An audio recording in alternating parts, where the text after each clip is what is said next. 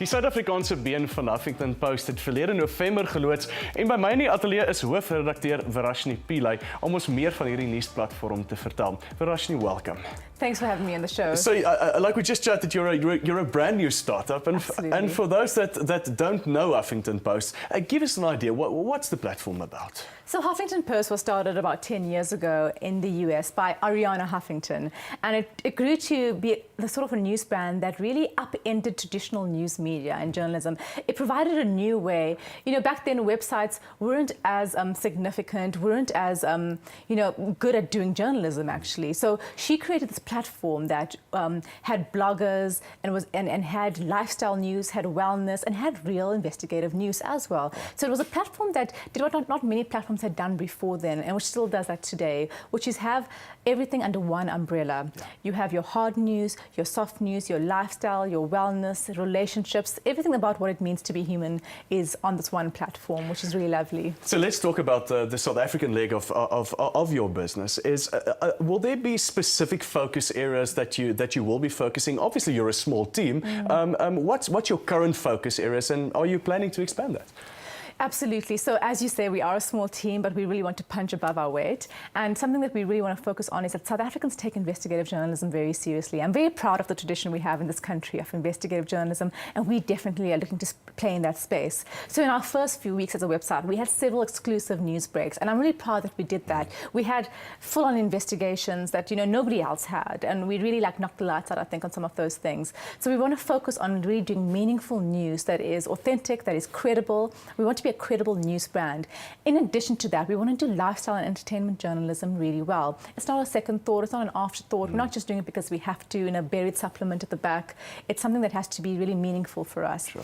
On top of all of that, video is very key for us, and that really is the space we want to play in, doing lots of video.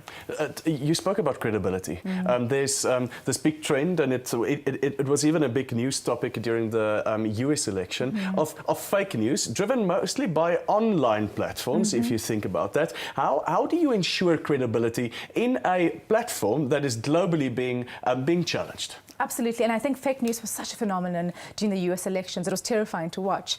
At the same time, Huffington Post, the US, really set itself apart by refusing to play by the rules of traditional news, where you refuse to call out lies, where you have false equivalence, where you have, you'll have a climate change denialist because you have a climate change scientist. Why do that when you know the one is lies? And Huffington Post refused to do that anymore. They say it's, you're not telling the audience the truth.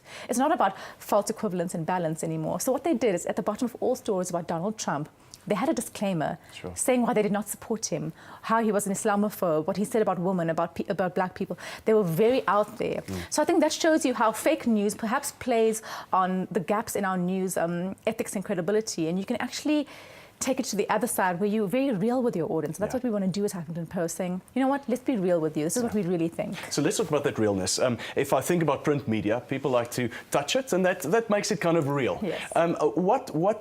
How would you sell online media to your audience? How do you make that platform even more real?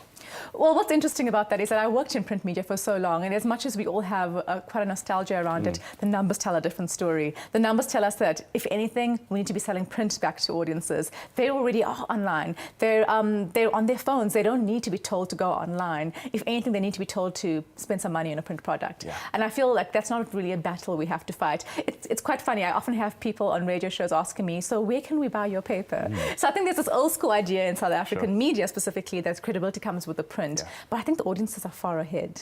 So the big debate is around paid media versus non-paid media, and you decided not to go the paid media route. Why? So what's really exciting is to create a credible advertising and business model so that we are able to give content to audiences for free.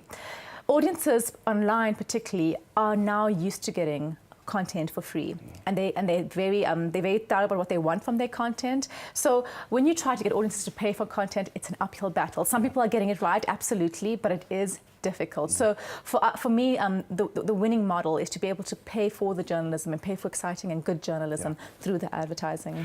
In about 30 seconds, if I had to have you on the show again, and after, say, a year, maybe 2 years, how do you think Huffington Post would have changed the media landscape?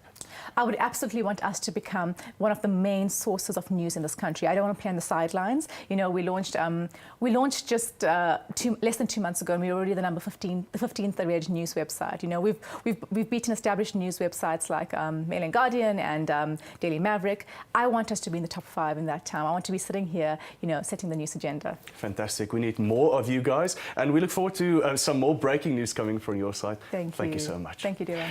Na die breek kuier Winslyn by White Kite Studio in Kaapstad, 'n besigheid wat besluit het om hul eie ervarings in werkswinkels vir aspirant entrepreneurs te omskep. Bly ingeskakel.